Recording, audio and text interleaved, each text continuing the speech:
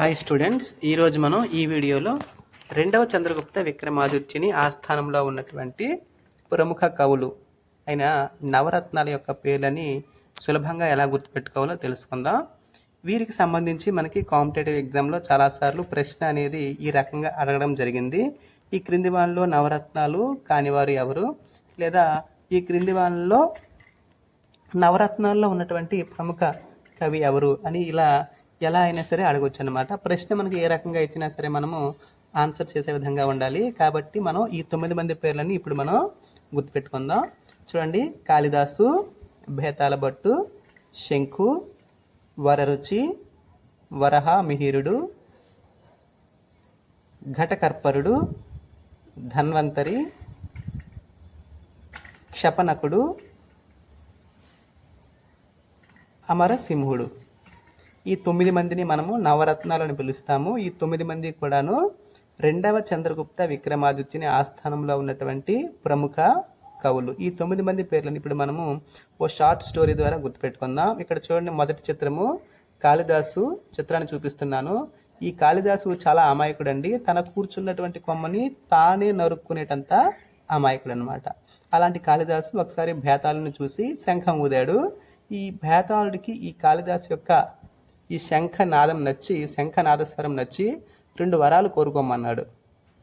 అప్పుడు కాళిదాసు, నాకు ఘటం నిండా ధనం కావాలి, అలాగే రెండవది ఏంటంటే నేను ఎల్లప్పుడూ కూడా అమరుడుగా ఉండాలి. అమరుడుగా ఉండడం అంటే మనం చనిపోయిన తర్వాత కూడాను మన పేరు 10 కాలాల పాటు అందరూ కూడా గుర్తుపెట్టుకోవడాన్నే అమరత్వం అని అంటాం.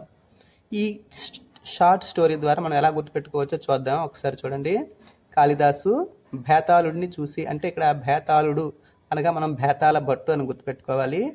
శంఖం ఊదాడు, శంఖం అనగానే శంఖు, మూడవ కవి పేరు శంఖు. ఇక 4, 5 చూడండి, 2 వరాలు అంటే ఒక వర అంటే వరరుచి, రెండవది వరహ మిహిరుడు. అంటే వరతో ఇక్కడ 2 పేర్లు వస్తాయి, వరరుచి, వరహ మిహిరుడు, మొత్తం 5 అయ్యారు. చూడండి, కాళిదాసు, బేతాళ భట్టు, శంఖు, వరరుచి, వరహమిహిరుడు.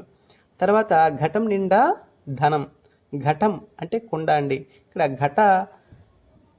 ఘటం అంటే మనము ఘటకర్పరుడు అని గుర్తుపెట్టుకోవాలి. అలాగే ఘటం నిండా ఏముందండి, ధనం ఉంది కదండి. ధనం అంటే ఇక్కడ మనము ధన్వంతరి అని గుర్తుపెట్టుకోవాలి.